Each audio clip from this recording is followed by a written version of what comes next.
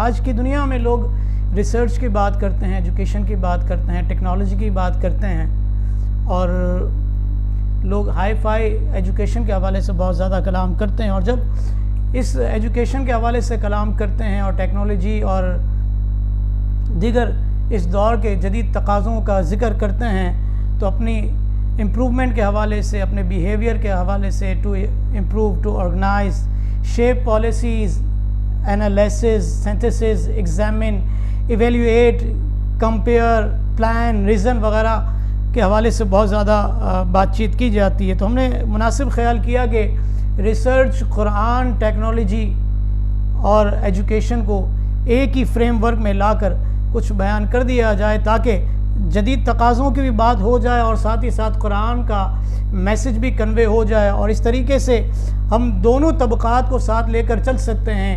وہ لوگ بھی جو فقط قرآن و حدیث کو سننے والے ہیں، ریلیجیس لوگ ہیں، مذہبی لوگ ہیں، وہ بھی ہمارے ساتھ آ جائیں. اور دوسری طرف وہ لوگ جو ایجوکیشن کی طرف ہے، ریسرچ کی طرف ان کا زیادہ ذہن جاتا ہے، ٹیکنالوجیز کی طرف ان کا زیادہ ذہن جاتا ہے، وہ لوگ بھی ہمارے ساتھ اس پلیٹ فارم پر جمع ہو سکتے ہیں. لہٰذا سب سے پہلے قرآن مجید فرقان حمید کی آیت مبارکہ کوٹ کر دوں اور اس حوالے سے کچھ باتیں کر کے میں آگے بڑھتا ہوں. قرآن مجید فرقان حمید میں اللہ رب العالمین نے ارشاد فرمایا، اِنَّ فِي خَلْقِ السَّمَاوَاتِ وَالْأَرْضِ وَاخْتِلَافِ اللَّيْلِ وَالنَّهَارِ لَآيَاتٍ لِأُولِي الْأَلْبَابِ. بے شک آسمانوں اور زمین کی پیدائش اور رات اور دن کی باہم بدلیوں میں نشانیاں ہیں عقل مندوں کے لیے. یہاں پر اللہ رب العالمین نے آسمان اور زمین کا ذکر کیا. زمین کے بارے میں جتنے حقائق سائنس نے بیان کیے، آسمان کے متعلق جتنے حقائق سائنس نے بیان کیے، رات اور دن کی باہم تبدیلی کے حوالے سے جو کچھ بیان ہوا، اگر یہ سارا سائنس، ساری ریسرچ، ساری ٹیکنالوجیز اگر قرآن و سنت کے تابع ہو جائیں تو ایک مسلمان کے لیے اس پر عمل کرنا زیادہ بہتر ہوگا. دنیا بھر میں تعلیم کے نام پر جتنے بھی کام کیے جاتے ہیں، چاہے کہ وہ دینی تعلیم ہو یا دنیاوی تعلیم ہو، ان میں 4 باتوں کا پایا جانا بہت زیادہ ضروری ہے. اگر یہ 4 باتیں ہمارے تعلیمی اداروں، اسکولز، کالجز، یونیورسٹیز، دینی مدارس ہوں، جامعات ہوں، اگر ان سب جگہوں سے یہ 4 باتیں نکال دی جائیں تو نظام بڑا کھوکھلا نظر آئے گا. دنیا میں ایسے کئی مسلمان ہوئے جو قرآن و سنت کے جاننے والے تھے اور ساتھ ہی ساتھ سائنس اور جدید علوم کے بھی ماہر تھے. ہم بہت زیادہ پیچھے نہیں جاتے، ہم 100 سال پیچھے جاتے. 101 عرس ہم نے منا لیے ہیں اعلی حضرت فاضل بریلوی علیہ رحمہ کے. جب اس دور میں درہم اور دینار سے ہٹ کر کرنسی نوٹ کا جو ہے رواج آیا اور کاغذ کو مال کہنا چاہیے یا نہیں کہنا چاہیے، اس پر جب ڈیبیٹ چلی تو اعلیٰ حضرت امام احمد رضا خان، جو کہ اپنے وقت مفسر بھی تھے، محدث بھی تھے، فقیہ بھی تھے، دین بھی سیکھتے تھے اور ان سے دین بہت زیادہ پھیلا بھی ہے، لیکن بیک وقت فقیہ، مفسر، عالم، مجتہد ہونے کے ساتھ ساتھ 50 علوم کے ماہر ہونے کے ساتھ ساتھ آپ سائنسدان بھی تھے. چنانچہ آپ نے کفل الفقیہ الفاہم فی احکام قرطاس الدراہم اس موضوع پر رسالہ لکھا اور جس میں کرنسی نوٹ کو مال ہونے کی حیثیت پر آپ نے کلام کیا. اسی طرح اعلیٰ حضرت امام احمد رضا خان علیہ رحمۃ الرحمان نے جب تیمم کے موضوع پر کلام کیا کہ زمین کی جنس سے تیمم کیا جا سکتا ہے تو کون کون سی چیزیں زمین کی جنس میں داخل ہیں، اعلیٰ حضرت امام احمد رضا خان علیہ رحمۃ الرحمان نے اس پر بھی بڑی سیر حاصل گفتگو کی. الغرض جو مذہبی طبقہ ہے وہ اعلیٰ حضرت علیہ رحمہ کے اس وصف کو بخوبی جانتا ہے. لیکن آج کا ہمارا موضوع فقط مذہبی طبقے تک رہنمائی فراہم کرنا نہیں ہے، بلکہ ہم اس موضوع کے تحت ان لوگوں تک بھی اپنی فکر کو پہنچانا چاہتے ہیں جو بہت زیادہ مذہبی ذہن تو نہیں رکھتے لیکن سائنسی ذہن جن کا بنتا ہے، ایجوکیشن کا ذہن جن کا بنتا ہے. تو ان لوگوں تک بھی ہم نے اپنا میسج پازیٹیو وے میں کنوے کرنا ہے. اس اعتبار سے یہ گفتگو کی جا رہی ہے. ہم صرف بڑی بڑی عمارتوں، بڑے بڑے ناموں اور بڑی بڑی گاڑیوں، بگ انویسٹمنٹس کی طرف بسا اوقات متاثر ہو جاتے ہیں. بسا اوقات ہماری عمارتوں سے تعلیم کے نام پر ناسمجھی، کم عقلی اور فہم و تدبر کے بطلان کے سوا کچھ نہیں ہوتا۔ بس اوقات یہ بھی ہوتا ہے کہ ہمارے تعلیمی نظام سے بڑے بڑے جی پی ایز تو نظر آتے ہیں، ڈگریز تو نظر آتی ہیں، لیکن یہ ڈگری لینے والے نوجوان جب باہر کی دنیا میں آتے ہیں، پریکٹیکل لائف میں آتے ہیں، تو بظاہر یہ بڑی بڑی ڈگریاں بسا اوقات ان کے لیے کاغذ کے ٹکڑوں جیسی حیثیت رکھتی ہیں۔ لہٰذا ضرورت اس امر کی ہے کہ یہ 4 چیزیں ہر طالب علم میں ہونی چاہیے، ہر اس فرد میں ہونی چاہیے جو زندگی میں کچھ کرنا چاہتا ہے۔ ٹیلنٹ نہیں ہو تو یہ 4 چیزیں کیسے پیدا ہوں گی؟ لہٰذا انسان کے اندر تعلیمی اداروں میں، طلباء میں، اسٹوڈنٹس میں ان 4 چیزوں کا پایا جانا بہت ضروری ہے، جس کو سیکریٹس آف 4 C's کہا جاتا ہے۔ اور یہ 4 C's کے جو سیکریٹس ہیں، وہ 4 سیکریٹس جو سی میں پائے جاتے ہیں وہ کیا ہیں؟ اس حوالے سے کئی لوگوں نے مختلف قسم کی تھیوری پیش کی ہے۔ میرے پاس 2 چیزیں اس حوالے سے موجود ہیں، جس میں سے ایک یہ ہے کہ 4 C's ڈیفائن جو کیے جاتے ہیں، اس میں سے پہلی چیز ہے critical thinking and problem solving, دوسری چیز ہے افیکٹو کمیونیکیشن، تیسری چیز ہے کولیبریشن اینڈ ٹیم بلڈنگ، اور چوتھی چیز ہے کریٹیوٹی اینڈ انوویشن۔ اور یہ سورس ہے 2012 کرٹیکل سکلز سروے AMA دسمبر 2012 کی۔ اور دوسری جو میں آپ کو پیش کر رہا ہوں، جو سیکریٹس آف 4 C's کے حوالے سے مجھے بات کرنی ہے، جو آج کل کے مینٹورز بہت زیادہ بات کرتے ہیں جس حوالے سے، اس کو میں لوں گا، اور ساتھ ہی ساتھ آقا کریم صلی اللہ علیہ وسلم کی شخصیت میں ان 4 C's کو قرآن کے اور حدیث کے ذریعے سے اس کو میں انشاءاللہ کچھ نہ کچھ ڈیفائن کرنے کی کوشش کروں گا۔ پہلا C ہے کانفیڈنس۔ انسان کے اندر کانفیڈنس کا ہونا بہت ضروری ہے۔ جب کانفیڈنس نہ ہو اور بظاہر بہت بڑی ڈگری بھی ہو، اپنے وقت کا ٹاپر بھی ہو، اور کانفیڈنس نہ ہو تو بات بنتی نہیں ہے۔ دوسری چیز ہے کریٹیو، تیسری چیز ہے کریکٹر، اور چوتھی چیز ہے کنٹریبیوٹر۔ یہ سمجھ لیجئے کہ فرد سے معاشرہ بنتا ہے، اور معاشرے میں شعور بیدار کرنے کی بہت زیادہ ضرورت ہے۔ جب تک معاشرے میں شعور بیدار نہیں ہوگا، یہ خالی سرٹیفکیٹس ہوں، بڑے بڑے جی پی ایز ہوں، یہ کوئی حیثیت نہیں رکھتے۔ انسان کو اپنی جگہ بنانے کے لیے محنت مشقت کے ساتھ ساتھ کانفیڈنس کی بھی ضرورت ہے، کنٹریبیوشن کی بھی ضرورت ہے، کریٹیوٹی کی بھی ضرورت ہے، اور سیلف کانفیڈنس کی بھی ضرورت ہے۔ لہٰذا یہ ساری چیزیں بیک وقت جس نوجوان میں ہوں گی، انشاءاللہ وہ اس روئے زمین پر رہ کر اپنے مقاصد میں بہت زیادہ ترقی کرے گا۔ ایک بزرگ تھے، شعور بیدار کرنا کس حد تک ضروری ہے، اس بزرگ کے واقعے سے سمجھ لیجئے۔ فرمایا کہ ایک بزرگ آم کھا رہے تھے، ساتھ ہی ساتھ آپ کے پاس ایک تھیلی تھی، اس میں چھلکے اور گٹلیاں ڈال رہے تھے۔ کسی نے پوچھا حضور اس طرح تو نہیں کیا جاتا، لوگ چھلکے پھینک دیتے ہیں۔ آپ نے فرمایا کہ میرے قریب میں جو بستی ہے وہ غریب لوگوں کی بستی ہے، اور مجھے لگتا ہے کہ یہ وہ لوگ ہوں گے کہ جو اس وقت آم کو افورڈ نہیں کر سکتے ہوں گے، آم نہیں کھا سکتے ہوں گے۔ لہٰذا میں چاہتا ہوں کہ ان چھلکوں کو، ان گٹلیوں کو، اس ویسٹ کو میں کسی ایسی جگہ پر ڈال دوں کہ ان لوگوں کی نظر نہ پڑے۔ تو یہ شعور بیدار کیا جا رہا ہے۔ جب تک انسان میں شعور بیدار نہیں ہوگا، اس وقت تک کما حقہ فوائد حاصل نہیں ہوں گے۔ دنیا تو مانتی ہے، بحیثیت انسان، بحیثیت مسلمان میں اور آپ بھی مانتے ہیں، اور شعور بیدار کرنے کو بہت زیادہ ضروری سمجھتے ہیں۔ آج چونکہ یہ دنیا، یہ ماحول ریسرچ کا ماحول ہے، لہٰذا مائیکل ہارٹ ایک امریکن آتھر گزرے ہیں، انہوں نے ایک کتاب لکھی ہے جس کا نام ہے دا 100 A Ranking of the Most Influential Persons in the History، اور اس میں جو 100 لوگوں کو انہوں نے ترتیب کے ساتھ ذکر کیا ہے، اس میں سب سے پہلا نام the first person on Hart's list is the Prophet محمد صلی اللہ علیہ وسلم۔ حضور علیہ السلام کی شخصیت کو سب سے زیادہ جو ہے انفلوئنس رکھنے والی شخصیت مانا ہے اس روئے زمین پر، کہ ان کی شخصیت کو سب سے زیادہ فالو کیا گیا ہے، ان کو جو ہے سب سے زیادہ مانا گیا ہے، ان کی سیرت کو سب سے زیادہ اپنایا گیا ہے۔ تو آج 4 C's میں ہم آقا کریم صلی اللہ علیہ وسلم کی سیرت کو بھی دیکھیں گے کہ حضور کی شخصیت میں کنٹریبیوشن کس حد تک تھا، حضور کی شخصیت میں کانفیڈنس کس حد تک تھا، حضور کی شخصیت میں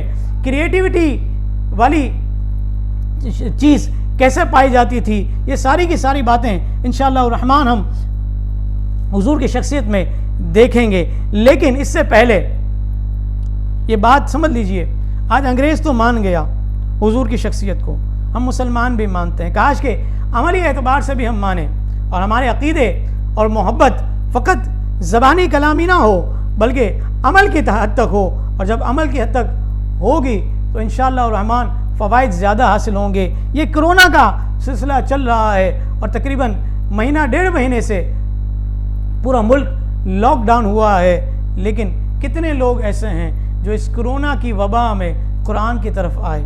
قرآن کیا کہتا ہے؟ وَنُنَزِّلُ مِنَ الْقُرْآنِ مَا هُوَ شِفَاءٌ وَرَحْمَةٌ لِّلْمُؤْمِنِينَ، اور ہمارے نازل کیے ہوئے قرآن میں شفا اور رحمت ہے مومنین کے لیے۔ مائیکل ہارٹ تو حضور کی شخصیت کو سب سے زیادہ روئے زمین پر انفلوئنس کے اعتبار سے مان گیا کہ حضور کی شخصیت سب سے زیادہ کارگر شخصیت ہے، جس کو سب سے زیادہ فالو کیا گیا۔ میں اور آپ حضور علیہ الصلوۃ والسلام کے دیے ہوئے اس قرآن کو کس حد تک مانتے ہیں، عمل کے اعتبار سے کس حد تک اس پر عمل کرتے ہیں، پڑھتے ہیں، اور اس وبا سے نجات کے لیے ہم نے کتنا قرآن پڑھا، یہ مجھے بھی سوچنا ہے، آپ نے بھی سوچنا ہے۔ اب ہم ان 4 C's کی طرف آتے ہیں کہ سب سے پہلا سی یہ کیا ہے؟ کانفیڈنس، اعتماد۔ قرآن مجید فرقان حمید نے اعتماد کو بحال کیا نہیں کیا؟ قرآن مجید فرقان حمید میں اللہ تعالیٰ نے سورہ حج کی آیت نمبر 115 میں فرمایا کہ افحسبتم انما خلقناکم عبثا، کیا تم یہ گمان کرتے ہو کہ ہم نے تمہیں بیکار پیدا کر دیا ہے، تمہاری کوئی حیثیت نہیں ہے، تم کچھ بھی نہیں کر سکتے؟ نہیں، بلکہ ہر چیز اپنا شعور دلاتی ہے۔ ہمارے آنکھ میں اگر چھوٹا سا معمولی سا ذرہ چلا جائے تو ہمیں اپنی آنکھ میں اس ذرے کے ہونے کا احساس بیدار ہو جاتا ہے، ہم فوراً آئی ڈراپس لیتے ہیں، آئی ڈراپس ڈالتے ہیں۔ ہمارا پیٹ کا نظام خراب ہو جائے، ڈائجسٹو سسٹم ہمارا خراب ہو جائے ان ہائیجینک فوڈ کھانے کی وجہ سے یا کسی اور وجہ سے ڈس آرڈر ہو جائے تو ہم فوراً دوائی لیتے ہیں۔ تو معمولی سا کچرا، معمولی سا ذرہ جو ہماری آنکھ میں چلا جائے اپنے ہونے کا شعور دلاتا ہے، پیٹ ڈس آرڈر ہو جائے تو ہم فوراً ٹیبلٹس کی طرف آتے ہیں۔ پتہ چلا کہ ہر چیز کی اپنی وقت ہے، حیثیت ہے جو اپنے ہونے کا احساس بیدار کرتی ہے۔ تو انسان جو اللہ رب العالمین نے اشرف المخلوقات بنایا ہے کیا بیکار بنا دیا؟ نہیں، اللہ رب العالمین نے انسان کو بیکار نہیں بنا دیا۔ ایک چونٹی جو دیوار پر چڑھتی ہے، 6 دفعہ چڑھتی ہے، گرتی ہے، لیکن اپنی اسٹرگل نہیں چھوڑتی، انسان کو اس بات کا سبق دیتی ہے کہ میں جب اپنی اسٹرگل نہیں چھوڑتی تو تم کیوں اپنی اسٹرگل چھوڑ دیتے ہو؟ پھر آپ دیکھ لیجئے، جنگل کی طرف جائیے، آپ فارسٹ کی طرف جائیے، بھیڑ ہمیشہ اپنے لیڈر کے پیچھے چلتی ہے، چاہے اس کا لیڈر اس کو مذبح کھانے کی طرف، سلوٹر ہاؤس کی طرف ہی کیوں نہ لے جائے، وہ ہمیشہ اس کا پیچھا کرتی ہے۔ اس کا اپنا کوئی ویژن نہیں ہوتا، اس کا اپنا کوئی ایٹیٹیوڈ نہیں ہوتا، اس کا اپنا کوئی بلیو نہیں ہوتا، لیکن شیر جنگل کا بادشاہ کہلاتا ہے۔ اگرچہ اس کے سامنے اس سے بڑی جسامت والا ہاتھی موجود ہو، لیکن پھر بھی وہ اس ہاتھی کو اپنے سامنے بکری کی طرح سمجھتا ہے۔ کیوں؟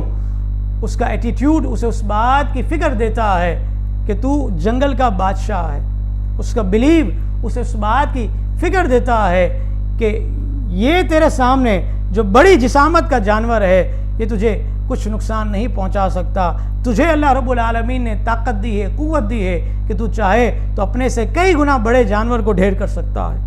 تو اس کا بلیو اور اس کا ایٹیٹیوڈ ہی ہوتا ہے جو اسے بڑا بناتا ہے۔ یہ چیز میٹر نہیں کرتی کہ آپ کتنے بڑے ہیں، کتنے طاقتور ہیں، کتنے ذہین ہیں، آپ کے پاس ڈگریاں کتنی ہیں۔ میٹر تو یہ کرتا ہے کہ آپ کا خود پر یقین کتنا ہے، بلیو کتنا ہے۔ آپ کا ایٹیٹیوڈ آپ کو بڑا یا چھوٹا بناتا ہے۔ جن لوگوں کا ایٹیٹیوڈ شیر والا ہوا کرتا ہے وہ عزت کے پیچھے نہیں بھاگتے بلکہ دنیا ان کو عزت دیا کرتی ہے۔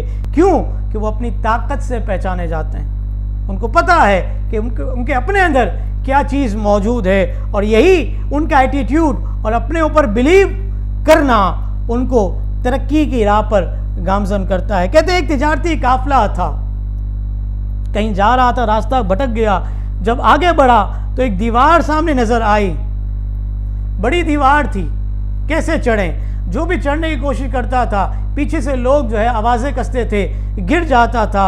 بالآخر ایک شخص نے اس دیوار کو چڑھنا شروع کیا اور وہ اس دیوار کو چڑھ گیا، اگرچہ پیچھے سے لوگوں نے اس کے حوالے سے بھی آوازیں کسی ہیں، اس کو بھی روکنا چاہا ہے اور اس کو بھی لان تان کی ہے، ملامت کی ہے، لیکن وہ شخص اپنی ہمت نہیں ہارتا، وہ دیوار چڑھ گیا، اسے کہیں سے رسی بھی دستیاب ہو گئی، اس نے اس رسی کے ذریعے دیگر لوگوں کو بھی اس دیوار سے پار کروایا، اور پھر سب نے جا کر اس کا جب شکریہ ادا کیا تو پتہ چلا کہ یہ دیوار پر چڑھنے والا ہمارا لیڈر جو تھا وہ سننے کی طاقت سے محروم ہے۔ جب تک آپ دوسرے لوگوں کی باتوں کو سنتے رہیں گے اور اس پر جو ہے اپنی ترقی اور تنزلی کا مدار رکھتے رہیں گے، اس وقت تک آپ اس روئے زمین پر رہ کر کامیابی حاصل نہیں کر سکتے۔ انسان اسی وقت کامیاب ہو سکتا ہے جب کہ وہ اپنی پیچھے سے سنائی دی جانے والی آوازوں کو نظر انداز کرے، چاہے وہ پازیٹیو آوازیں ہیں یا نیگیٹو آوازیں ہیں۔ اس معاشرے میں لوگ منفی سوچ زیادہ رکھتے ہیں، کرٹیسائز زیادہ کیا جاتا ہے، تو اگر بندہ اس چیز کو نظر انداز کر دے اور اپنے مقصد پر لگا رہے تو انشاءاللہ ترقی کے بہت سے راستے اس کے لیے ملتے ہیں۔ آقا کریم صلی اللہ علیہ وسلم کی ذات میں بھی خود اعتمادی تھی یا نہیں؟ آئیے حضور علیہ السلام کی سیرت سے خود اعتمادی کا درس سیکھتے ہیں کہ حضور کی شخصیت میں کانفیڈنس کس حد تک تھا، کس حد تک حضور نے کانفیڈنس کا مظاہرہ کیا اور بڑے بڑے لوگوں کو آقا کریم صلی اللہ علیہ وسلم نے ان کا دفاع کیا اور مذہب اسلام کو ترقی اور عروج عطا فرمائی۔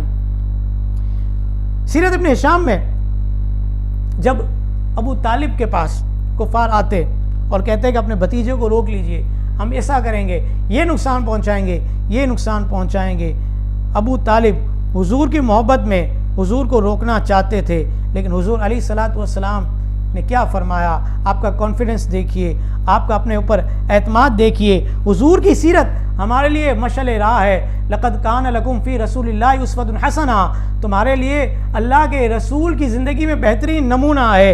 اب اللہ کے حبیب کی زندگی ہمارے لیے نمونہ کیسے بنتی ہے؟ حضور کی ذات میں خود اعتمادی یہاں پر کیسے آئی؟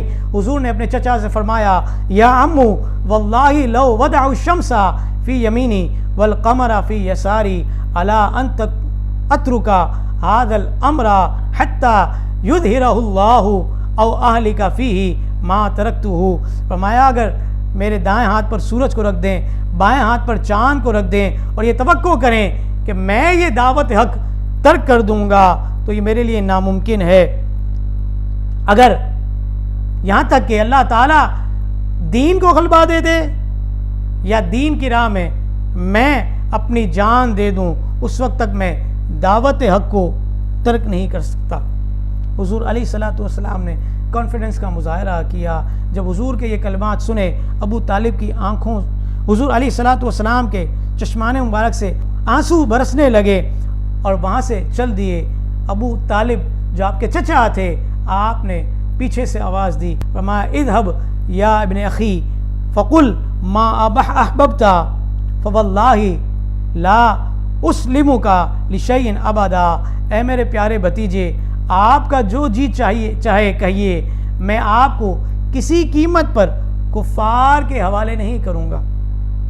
حضور علیہ السلام کا کانفیڈنس تھا کہ حضور علیہ السلام نے اپنے تمام معاملات کو رب العالمین کے سپرد کر دیا، اور یہی قرآن مجید فرقان حمید کا بھی ہمیں درس ہے کہ انسان اپنی کوشش کرے، اپنے اعتماد کو بحال رکھے، اپنی جستجو کرے اور نتائج کو رب العالمین کے سپرد کر دے۔ چنانچہ قرآن مجید فرقان حمید ارشاد فرماتا ہے وَأُفَوِّضُ أَمْرِي إِلَى اللَّهِ، اور میں اپنے کام کو اللہ کے سپرد کرتا ہوں۔ Doctor T C North speaker ہیں، ایگزیکیوٹیو کوچ ہیں، انہوں نے 12 بینیفٹس لکھے ہیں سیلف کانفیڈنس کے حوالے سے، اس میں سے 2-3 میں پیش کر دیتا ہوں۔ نمبر 1 از دیٹ کہ when you are confident you perform up to your potential. انسان اگر کانفیڈنٹ ہے تو اپنے پوٹینشیل کے اعتبار سے پرفارم کر لے گا. ایک پوائنٹ انہوں نے یہ بھی لکھا ہے کہ when you feel confident about yourself, you believe you have an important and meaningful place in the world, giving you a positive attitude. کہ انسان کا ایٹیٹیوڈ پازیٹیو ہو تو اچھا کام کر سکتا ہے, میننگ فل جگہ پر رہ کر امپورٹنٹ کام جو ہے وہ سر انجام دے سکتا ہے, کریٹیو کام انجام دے سکتا ہے, بگ پارٹ جو ہے وہ پلے کر سکتا ہے اپنے سیلف کانفیڈنس کی وجہ سے. تو یہ کانفیڈنس کے حوالے سے لکھا گیا. خود اعتمادی میں کیا چیزیں ہونا ضروری ہے, یعنی کہ خود اعتمادی کس طرح پیدا ہوتی ہے, اور جس شخص میں خود اعتمادی ہو ان میں کیا صلاحیتیں پائی جاتی ہیں. سب سے پہلی چیز تو یہ ہوتی ہے کہ وہ فیصلہ کرنے کی صلاحیت رکھتا ہے, ڈیسیجن میکر ہوتا ہے. اب دیکھیے قرآن مجید فرقان حمید کو سورہ صافات کی آیت نمبر 102 میں ہے, جب حضرت ابراہیم علیہ السلام نے خواب دیکھا کہ اپنے بیٹے کو ذبح کر رہے ہیں, تو آپ نے یہ پیشکش اپنے بیٹے کے سامنے حضرت اسماعیل علیہ السلام کے سامنے رکھی. تو انہوں نے کیا فرمایا؟ فرمایا قال یا ابت افعل ما تؤمر ستجدونی انشاء اللہ من الصابرین. اے میرے والد گرامی, آپ کو جو حکم دیا جاتا ہے وہ کیجئے, انشاءاللہ آپ جلد مجھے صبر کرنے والوں میں پائیں گے. یہی کانفیڈنس انسان کو عمل کرنے کی صلاحیت بھی پیدا کرتا ہے, رکاوٹوں کو دور کرنے کی قوت بھی پیدا کرتا ہے کہ انسان ہر قسم کے ہرڈل کو, ہر قسم کے مشکل فیصلے کو کر کے اپنے لیے رستہ نکالتا ہے. دوسری چیز, دوسرا سی, کریٹیوٹی, کریٹیو مائنڈ ہونا, کریٹیو ورک کرنا. قرآن مجید فرقان حمید کو آپ دیکھ لیجئے, زمینوں پر تو محلات بنانے کا تصور ہے, لیکن ایسی قومیں بھی گزری ہیں جنہوں نے پہاڑوں کی چٹانوں پر میں رہ کر پہاڑوں کی چٹانوں کو کاٹ کر گھر بنائے ہیں, اور اس وقت بنائے ہیں جب ٹیکنالوجی نے ترقی نہیں کی تھی. چنانچہ قرآن مجید فرقان حمید کی سورہ اعراف کے آیت نمبر 75 میں اللہ رب العالمین نے ان لوگوں کا ذکر فرمایا, اور فرمایا وَاذْكُرُوا إِذْ جَعَلَكُمْ خُلَفَاءَ مِنْ بَعْدِ عَادٍ وَبَوَّأَكُمْ فِي الْأَرْضِ تَتَّخِذُونَ مِنْ سُهُولِهَا قُصُورًا وَتَنْحِتُونَ الْجِبَالَ بُيُوتًا. اور یاد کرو جب تم کو عاد کا جانشین کیا اور ملک میں جگہ دی کہ نرم زمین میں محل بناتے اور پہاڑوں میں مکان تراشتے. اسی طرح سورہ حجر میں بھی یہی ذکر موجود ہے. پھر رب العالمین نے اس وقت جبکہ اس روئے زمین پر کشتی کا کوئی وجود نہیں تھا, رب العالمین نے اپنے نبی حضرت نوح علیہ السلام کو کشتی بنانے کا حکم عطا فرمایا, اور گویا کہ کریٹیو مائنڈ ہونے کا ذکر کیا کہ اگرچہ یہ چیز اس سے پہلے نہیں پائی گئی لیکن اس طریقے سے بھی سفر کیا جا سکتا ہے. اس لیے فرمایا وَاصْنَعِ الْفُلْكَ بِأَعْيُنِنَا وَوَحْيِنَا وَلَا تُخَاطِبْنِي فِي الَّذِينَ ظَلَمُوا إِنَّهُمْ مُغْرَقُونَ. اور کشتی بنا ہمارے سامنے ہمارے حکم سے, اور ظالموں کے بارے میں ہم سے بات نہ کرنا کہ وہ ضرور ڈبوئے جائیں گے. یہ اس وقت کی بات ہے جب روئے زمین پر کہیں کشتی نہیں تھی. سب سے پہلے کشتی بنانے والے حضرت نوح علیہ السلام اللہ کے نبی ہیں. آئیے 5 وہ چیزیں جو انسان کو کریٹیو بناتی ہیں وہ بھی سن لیتے ہیں. کہ نمبر 1 از کہ seek to use both sides on your mind, on your brain. Cultivate the thirst for knowledge, explain things back to yourself, take breaks to switch on your creative side, let your imagination run wild. جس بندے میں creativity ہوتی ہے وہ اپنا رستہ خود نکالتا ہے, وہ اپنا رستہ خود بناتا ہے, کچھ نیا کرتا ہے. دنیا میں دائرے بنے ہوئے ہیں, ان دائروں میں رہ کر فقط لکیر کا فقیر نہیں بن کے رہتا بلکہ انہی دائروں میں رہ کر اپنے لیے رستہ نکالتا ہے. اور جو شخص اپنے لیے نیا رستہ نکالتا ہے, کریٹیو مائنڈ ہوتا ہے, بھروسہ رب العالمین پر کرتا ہے, اپنی جستجو کرتا ہے, اپنی کوشش کرتا ہے, تو بہت کچھ پا لیتا ہے. اس وقت روئے زمین پر جتنے بھی لوگ کامیاب کہلاتے ہیں, ان کی کامیابی سے پہلے, ان کی سکسیس سے پہلے جو پیچھے وقت انہوں نے گزارا ہوتا ہے وہ کس حد تک ہوتا ہے اور کیسا ہوتا ہے، اس بارے میں عموماً لوگ سوچتے نہیں۔ بات یہ ہوتی ہے کہ رب العالمین کی قدرت کے کچھ فیصلے ہوا کرتے ہیں، کس کو کب کامیابی دینی ہے، کتنی کوشش کے بعد، کتنی مشقت اٹھانے کے بعد، یہ رب العالمین کے حکمت کے فیصلے ہوا کرتے ہیں۔ سکندر اعظم نے 22 سال کی عمر میں دنیا فتح کر لی، اور آج کا نوجوان 22 سال میں کچھ بھی نہیں کر پاتا، بلکہ 30 سال کا بھی ہو جائے پھر بھی بسا اوقات زندگی میں کچھ نہیں کر پاتا۔ آقا کریم صلی اللہ تعالی علیہ وسلم کی ذات میں کریٹیوٹی کیسی تھی، حضور نے کیسا کریٹیو کام کیا۔ غزوہ احزاب، جس کو غزوہ خندق بھی کہتا ہے، یہ 4 ہجری یا 5 ہجری میں یہ غزوہ ہوا ہے۔ حضور علیہ الصلاۃ والسلام نے اس غزوے میں حضرت سلمان فارسی رضی اللہ تعالیٰ عنہ کے مشورے سے سب سے پہلے خندق کھودنے کا فیصلہ کیا۔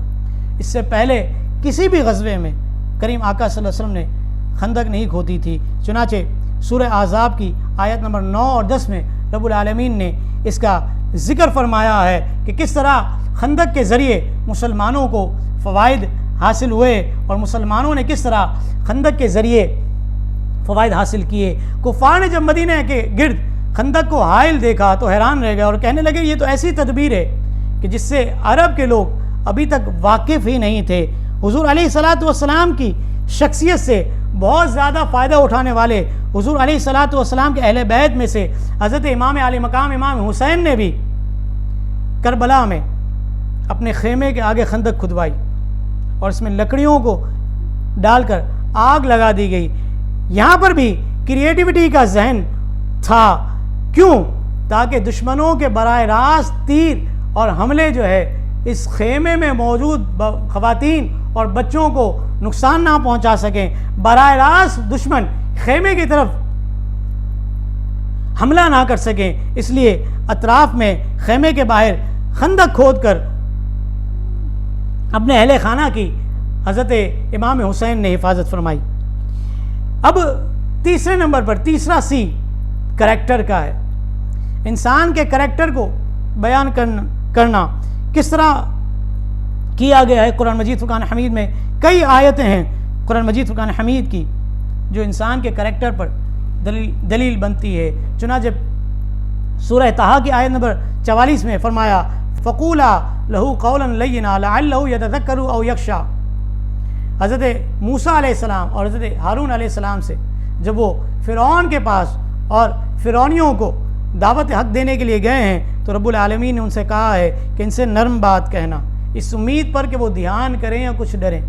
حالانکہ فرعون تو وہ شخص تھا کہ جس نے 70,000 حمل گرائے، 70,000 بچوں کو پیدا ہوتے ہی ذبح کروا دیا اور بہت سے خرافات اور سختیاں کی ہیں، لیکن جب اسے بھی دعوت حق پہنچائی گئی تو رب العالمین نے نرمی کا حکم دیا کہ ان سے نرم بات کی جائے، تاکہ نرمی کے ذریعے اگر وہ راہ راست پر آ جائے۔ اگرچہ اللہ رب العالمین کے علم ازلی میں موجود تھی یہ بات کہ یہ شخص ماننے والا نہیں ہے، لیکن اتمام حجت کہہ لیجئے یا ہمارے جیسے لوگوں کے لیے قرآن کے ذریعے اس میسج کو کنوے کرنا مقصود تھا کہ رہتی دنیا تک کے لوگ اس قرآن کی آیت کو لے کر اپنے کردار میں بہتری لائیں گے کہ جب کسی سخت آدمی سے بھی بات کرنی پڑے تو سب سے پہلے آغاز نرمی سے کیا جائے، اگر مان جاتا ہے تو ٹھیک ہے، پھر رب العالمین کی طرف سے جو حکامات ہوں اور شریعت کے جو ضابطے ہوں اس کو پورا کیا جائے۔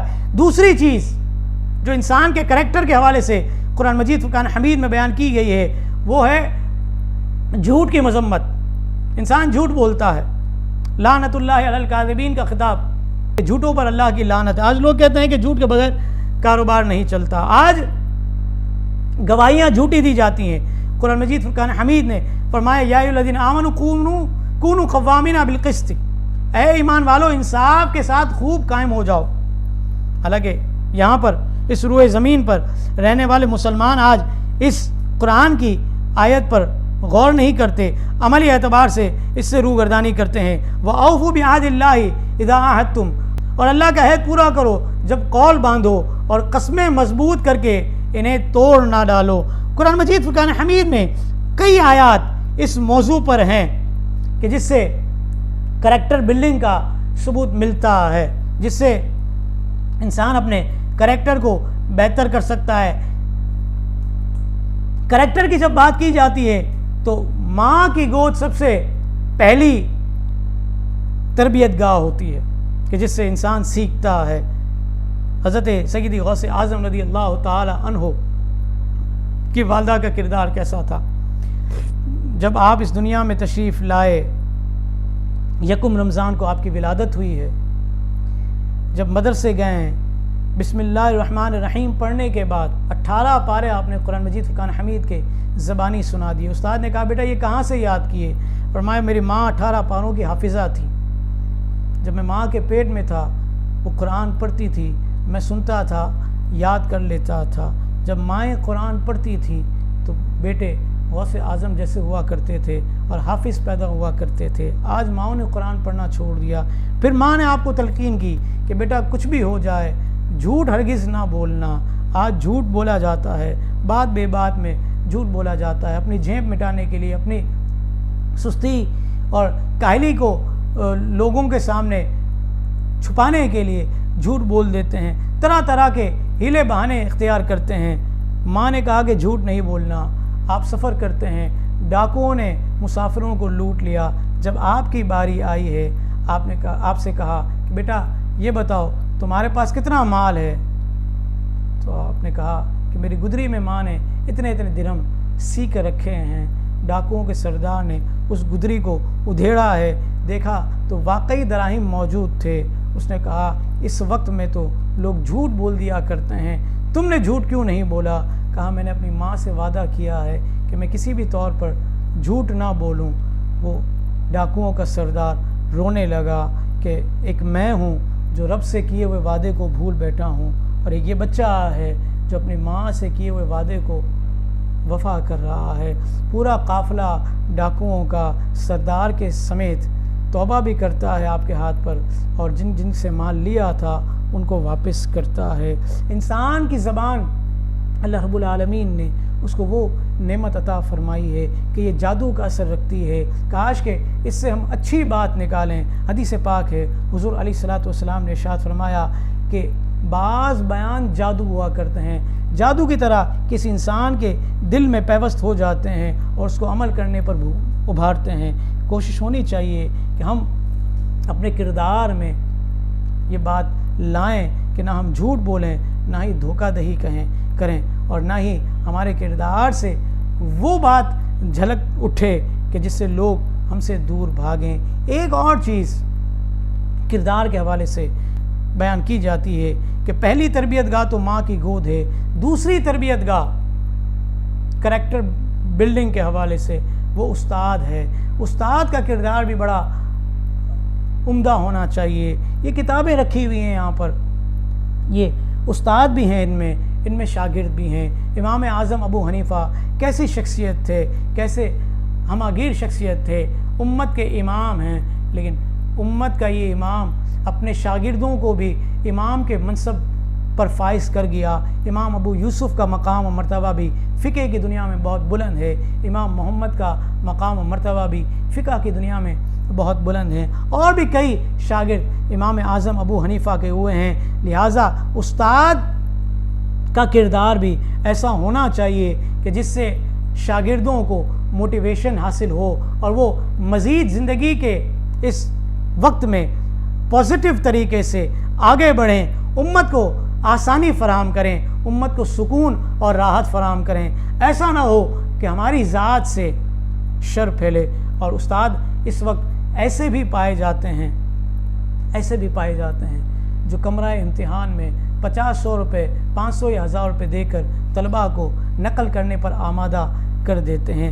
Character is the real foundation of all worth while success. لہٰذا اگر ہمیں سکسیس چاہیے تو ہر میدان میں ہمیں اپنے کریکٹر کو جو ہے وہ بلڈ کرنا پڑے گا۔ کریکٹر بلڈنگ کے حوالے سے کچھ کوٹیشنز بیان کی جاتی ہیں، جس میں سے پہلی یہ ہے کہ character is like a tree, ایک درخت کی طرح ہے انسان کا کردار، and reputation is like its shadow, اور انسان کی ریپوٹیشن اس کا سایہ ہے، اس درخت کا گھنا سایہ جو انسان کی ریپوٹیشن ہوا کرتی ہے وہ بنتی ہے۔ The great hope of society is individual character. It matters not what you are thought to be but what you are. یہ انسان کی کردار کی سوچ ہوا کرتی ہے۔ بعض لوگ ہوتے ہی منفی سوچ کے حامل ہیں، وہ ہر وقت منفی سوچتے ہیں، نیگیٹو سوچتے ہیں، اور بعض لوگ ایسے بھی ہوتے ہیں جو اگر اصلاح بھی کرتے ہیں تو دوسروں کے سامنے جھاڑ کر، ڈانٹ کر، ٹوک کر کرتے ہیں۔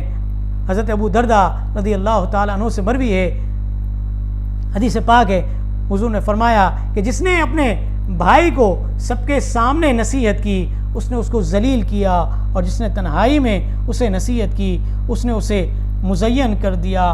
آج کردار اس حد تک برے ہو چکے ہیں کہ بات بے بات ٹوک دیا جاتا ہے، اس طریقے سے کسی کی بھی اصلاح نہیں ہوتی۔ چوتھی چیز، کنٹریبیوٹر۔ آپ کنٹریبیوٹ کتنا کرتے ہیں، اس معاشرے میں آپ کا کردار کیا ہے، اور آپ اپنے کردار کے ذریعے دوسروں کو کس طرح آسانی فراہم کرتے ہیں، یا آپ کے ذریعے سے معاذ اللہ کتنا شر پھیلتا ہے۔ تو قرآن مجید فرقان حمید نے کنٹریبیوشن کے حوالے سے بہت کچھ کلام کیا اور فرمایا والمؤمنون والمؤمنات بعضهم اولیاء بعض، مسلمان مرد اور عورت ایک دوسرے کے ساتھی ہیں، رفیق ہیں۔ یأمرون بالمعروف وینہون عن المنکر، نیکی کا حکم دیتے، برائی سے منع کرتے ہیں، ویقیمون الصلاۃ ویؤتون الزکاۃ، نماز قائم کرتے ہیں، زکوٰۃ دیتے ہیں، ویطیعون اللہ ورسولہ، اللہ اور اس کے رسول کی اطاعت کرتے ہیں۔ اور جو لوگ اس طرح کا عمل کرتے ہیں ان پر اللہ تعالیٰ کیا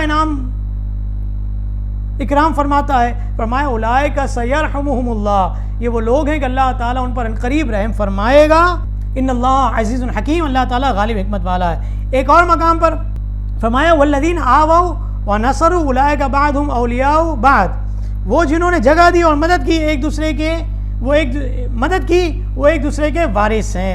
اسی طرح قرآن مجید فرقان حمید میں صدقات کا جہاں پر ذکر ہے، انما الصدقات للفقراء والمساکین، صدقات کے ذریعے غریبوں، مسکینوں اور دیگر نادار لوگوں کی مدد کی جاتی ہے۔ اس حوالے سے قرآن مجید فرقان حمید کے احکامات ایک دوسرے کے ساتھ کنٹریبیوٹ کرنے کا درس دیتے ہیں۔ پھر اسی طرح انما المؤمنون اخوۃ فاصلحوا بین اخویکم، مسلمان آپس میں بھائی بھائی ہیں تو اپنے بھائیوں کے ساتھ صلح کرو۔ ہم کتنے کنٹریبیوٹر ہیں؟ ایک اسٹوری میں سناؤں آپ کو۔ مشہور دانشور اشفاق احمد صاحب نوائے وقت ایک رپورٹ کے مطابق کہتے ہیں کہ میں اٹلی یعنی روم چلا گیا، وہاں پر میرا ٹریفک کا چالان کٹا، مصروفیت کے باعث میں جرمانہ وقت پر ادا نہ کر سکا تو مجھے کورٹ بلا لیا گیا۔ جب میں جج کے سامنے پیش ہوا تو اس نے وجہ پوچھی کہ کیا وجہ ہے کہ آپ نے جرمانہ ابھی تک ادا نہیں کیا؟ تو آپ نے کہا کہ میں پروفیسر ہوں، اتنی مصروفیت رہی کہ مجھے وقت نہ ملا کہ میں یہ جرمانہ ادا کرتا۔ کورٹ کا جج اپنی سیٹ سے اٹھ گیا اور کیا کہتے ہوئے اٹھا؟ اس نے کہا کہ teacher is in the court, کہ ٹیچر جو ہے وہ کورٹ میں آ گیا ہے۔ یہ دیکھتے ہی دیکھتے سارے لوگ اٹھ گئے اور میرا چالان بھی کینسل ہو گیا۔ اس وقت مجھے پتہ چلا کہ ترقی یافتہ لوگ اور ترقی یافتہ ملک کون ہوتے ہیں اور ان کی ترقی کا راز کیا ہوتا ہے۔ وہ اس وقت پتہ چلا کہ جو استادوں کی، ٹیچرز کی حیثیت کو اور ان کی اہمیت کو سمجھتے ہیں۔ دنیا میں دو قسم کے لوگ پائے جاتے ہیں، ایک وہ لوگ ہوتے ہیں کہ جو دوسروں کو سکون پہنچاتے ہیں، راحت پہنچاتی ہیں، جن کی ذات سے خیر پھیلتی ہے، اور دوسرے وہ بد نصیب ہوتے ہیں کہ جن کے پاس بیٹھ کر بندہ بیزار ہو جاتا ہے۔ بلکہ ایسے بھی بے حس قسم کے لوگ ہوتے ہیں جو نہ اپنے اولاد کو سکون پہنچاتے ہیں، نہ اپنے والدین کو، بہن بھائیوں کو، دیگر عزیز اقارب کو سکون پہنچاتے ہیں۔ ایسے بد نصیب بھی لوگ اس روئے زمین پر پائے جاتے ہیں۔ لہٰذا اگر میرے آپ کے پاس بیٹھ کر اگر کوئی شخص سکون پاتا ہے، اطمینان پاتا ہے، تو اسے خوش ہونا چاہیے کہ اللہ رب العالمین نے ہماری ذات کو اس قابل بنایا کہ ہم سے مسلمان فائدہ اٹھائے اور ہم سے انرجی لے کر جائے۔ ایسا نہ ہو کہ لوگ ہم سے بیزار ہو کر اٹھیں اور یہ کہیں کہ پتہ نہیں میں کس کے سامنے بیٹھ گیا، اس نے میرا وقت بھی ضائع کیا، میری انرجی بھی ویسٹ ہوئی اور میرا اتنا نقصان ہوا۔ جب ہم ایجوکیشن کی بات کرتے ہیں، جب تعلیم کی بات کرتے ہیں، ریسرچ کی بات کرتے ہیں، تو آج گورے جو ہیں یہ ریسرچ کر رہے ہیں کہ why toppers work for failure. 2012 کی ایک رپورٹ نظر سے گزری جس میں یونیورسٹی آف پنجاب میں بی اے کا ایک اسٹوڈنٹ جس نے تقریباً 100-125 سال کے ریکارڈ کو توڑ دیا، ٹاپ کر گیا، لیکن جب یہی اسٹوڈنٹ جب اپنے پریکٹیکل لائف میں آیا اور نوکری کے لیے انٹرویو دینے کے لیے آیا تو 7 مرتبہ وربلی انٹرویو میں فیل ہو گیا۔ وجہ یہ تھی کہ ٹاپر تو تھا، کانفیڈنس نہیں تھا، اپنے اندر اعتماد ہی نہیں تھا، خود کو جانتا ہی نہیں تھا کہ خود کیا ہے۔ تو جب تک انسان اپنی شناخت نہیں کر سکتا تو ٹاپر بھی ہو تو فیلئر یا ایوریج کے پاس کام کر لیتا ہے۔ یہ رپورٹس بھی آج نظر آتی ہیں سوشل میڈیا کے ذریعے ہمیں کہ ایک علاقہ ہے، ایک ملک ہے، میں نام نہیں لوں گا، وہاں ایک پیون کی جاب خالی ہوئی، پیون کی جاب۔ اس پیون کی جابز کے لیے 23 لاکھ افراد نے کوشش کی، جس میں پی ایچ ڈی بھی تھے اور پوسٹ گریجویٹ بھی تھے۔ تو اندازہ کیجئے کہ پی ایچ ڈی شخص، پوسٹ گریجویٹ شخص پیون کی نوکری کے لیے اپلائی کر رہا ہے۔ وجہ یہ ہے کہ اس کا یہ ذہن ہی نہیں بنا کہ مجھے لوگوں کو اپورچونیٹیز دینی ہیں، لوگوں کو جابز دینی ہیں، میرے اندر یہ فوائد ہیں، میرے اندر یہ کوالٹیز ہیں کہ میں دوسروں کو ہائر کر کے کام کر سکتا ہوں۔ وہ خود کام کے لیے بھاگا پھر رہا ہے اور اگر کام نہیں ملا تو اس نے پیون کی جاب کے لیے بھی اس نے اپلائی کیا ہے۔ لہٰذا ٹاپرز ایوریج اور فیلئر کے پاس کام کرتے ہیں۔ اس کی وجہ کیا ہے کہ بعض لوگوں کے ذہنوں میں یہ بات ہوتی ہے کہ اگر ہم نے ٹاپ نہیں کیا تو ہم زندگی میں آگے نہیں بڑھ سکتے، لوگ ہمیں کیا کہیں گے، گھر والے کیا کہیں گے، پڑوسی کیا کہیں گے، دوست کیا کہیں گے۔ یہ خوف ہوتے ہیں جو انسان کو فقط رٹا لگانے پر اور ٹاپ کرنے پر آمادہ کرتے ہیں، اور بظاہر ان کے اندر وہ حیثیت نہیں ہوا کرتی کہ ٹاپ کرنے کے بعد خود سے کچھ کر سکیں۔ وہ کون سی وجوہات ہوتی ہے کہ جس کی وجہ سے ٹاپرز کو یہ خدشہ ہوتا ہے کہ اگر ہم نے ٹاپ نہیں کیا تو ہم زندگی میں آگے نہیں بڑھ سکیں گے۔ نمبر 1، فیئر آف فیلئر، ناکامی کا خوف ہوتا ہے۔ وہ یہ سمجھتے ہیں کہ اگر ہم نے ٹاپ نہیں کیا تو ہم اس معاشرے میں سروائیو نہیں کر سکتے۔ حالانکہ تھامس ایڈیسن کی مثال ہمارے سامنے ہے، 9999 مرتبہ بلب کا تجربہ اس کا ناکام ہوا، لیکن جب 1000 ٹائم پر پہنچا تو وہ کامیاب ہو گیا۔ کسی نے پوچھا کہ تم تو وہ ہو نا کہ جس نے 9999 مرتبہ ناکامی حاصل کی، تو اس نے بڑھ کر آگے کہا کہ ہاں میں وہ ہوں کہ جس نے 9999 مرتبہ وہ طریقے بیان کر دیے کہ جس سے بلب نہیں بنے گا۔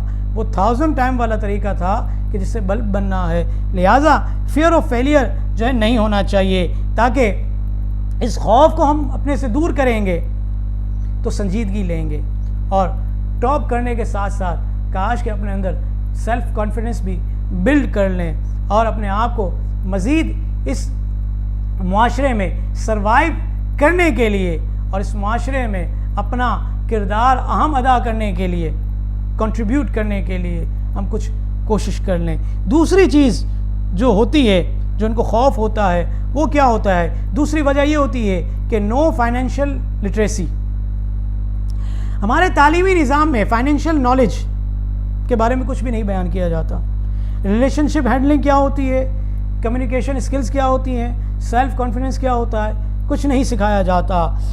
ٹاپرز ٹاپ تو کر لیتے ہیں لیکن بزنس، انویسٹمنٹ، سیلف امپلائی یہ ساری کی ساری چیزیں نہیں جانتے۔ نتیجہ یہ نکلتا ہے کہ یہ ٹاپرز بسا اوقات ایوریج اور فیلئر کے پاس کام کرتے ہیں۔ تیسری چیز جو ہوتی ہے، تیسری وجہ جو ہوتی ہے وہ یہ ہوتی ہے انجسٹس نہیں پائی جاتی۔ آئنسٹائن کہتا ہے کہ ہر شخص اپنے اندر کسی کام کا ماہر ہوا کرتا ہے۔ اگر ہم مچھلی سے کہیں کہ وہ درخت پر چڑھ جائے تو وہ یہ سوچ رہی ہوگی کہ مجھے درخت پر چڑھانے والا شخص کتنا بے وقوف ہے۔ ہمارا تعلیمی نظام بھی بسا اوقات وہ کچھ ڈیلیور کر رہا ہوتا ہے جس کی بظاہر زیادہ ضرورت نہیں ہوتی، اور جو زیادہ ضرورت کی چیزیں ہوتی ہیں اس کو جو ہے چھوڑ دیا جاتا ہے۔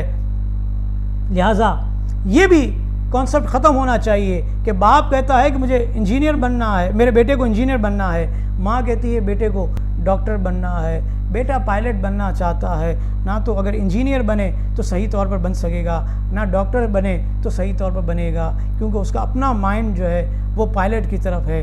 لہٰذا یہ فیصلہ بھی اسٹوڈنٹس کو ہونا چاہیے کہ وہ کیا کرنا چاہتے ہیں زندگی میں، جو وہ کرنا چاہتے ہیں اس پر انہیں وقت دیا جائے، کیونکہ ان کا اگر جو ٹارگٹ ہے اس پر محنت کریں گے تو بہت زیادہ اچھے نتائج دیکھے جا سکتے ہیں۔ یہ سارے کے سارے وہ فلوز ہیں جس کو میں اور آپ بدل نہیں سکتے، لیکن ہم اپنے کردار کو تو بدل سکتے ہیں، اپنے آپ سے تو ابتدا کر سکتے ہیں، فرد سے معاشرہ بنتا ہے۔ ہماری اپنی ہمت اگر اس قابل ہو جائے کہ ہم نے اپنی زندگی کے پازیٹیو فیصلے سوچ سمجھ کر کرنے ہیں، جذباتیت کا شکار ہو کر نہیں کرنے، ادھر ادھر لوگوں کی باتیں سن کر نہیں کرنے، بلکہ رائٹ ٹائم میں رائٹ ڈیسیجنز لینے ہیں، تو انشاءاللہ بڑی کامیابی ہوگی۔ آخری چیز، آخری وجہ جو ہوتی ہے وہ ٹاپرز کی، جو فیلئر اور ایوریج کے پاس کام کرتے ہیں اور انہیں خوف ہوتا ہے کہ اگر ٹاپ نہیں کیا تو شاید زندگی میں ہم ناکام ہوں گے، وہ ایک اور خوف یہ ہوتا ہے، ایک اور وجہ یہ ہوتی ہے اباؤٹ ادرس۔ یہ جو ہے دوسروں کے بارے میں سوچتے ہیں، اپنے نیبرز کے بارے میں، اپنے ریلیٹیوز کے بارے میں، اور ان لوگوں سے بسا اوقات مشورہ کرتے ہیں جو اس کام میں مشورہ دینے کے اہل ہی نہیں ہوتے۔ لہٰذا مینٹورز وہ سلیکٹ کیے جائیں، بکس وہ پریفر کی جائیں کہ جس سے انسان کو اچھی ڈائریکشن ملے اور اچھا ذہن بنے، اور اس ذہن کے مطابق چل کر انسان اپنی زندگی کو باوقار اور سکسیسفل بنائے۔ بس یہی کچھ ہے جو زندگی میں آگے بڑھنے کے لیے آپ کا مددگار بن سکتا ہے۔ اللہ تعالیٰ مجھے، آپ کو، ہم سب کو راہ مستقیم پر عمل کرنے کی توفیق عطا فرمائے، دوسروں کے کام آتے ہوئے اور ساتھ ہی ساتھ اپنی ترقی کی راہ پر ہمیں گامزن فرمائے۔ اسلام تو اس بات کو مانتا ہے کہ دوسروں کی مدد کی جائے۔ ہاں، انما المؤمنون اخوہ، مسلمان آپس میں بھائی بھائی ہیں، فاصلحوا بین اخویکم، بھائیوں میں، آپس میں، مسلمانوں میں صلح ہونی چاہیے۔ لیکن گورے بھی مانتے ہیں the secret of happiness is helping others by جینی سینتھی کیا کہتے ہیں، if you want happiness for a lifetime help somebody۔ اگر ہمیں خوش رہنا ہے، زندگی بھر خوش رہنا ہے، تو دوسروں کی مدد کر کے ہی ہم خوش ہو سکتے ہیں۔ مزید اسلامک اور معلوماتی ویڈیوز دیکھنے کے لیے لائک، شیئر اینڈ سبسکرائب کے بٹن کو پریس کرنا ہرگز نہ بھولیں۔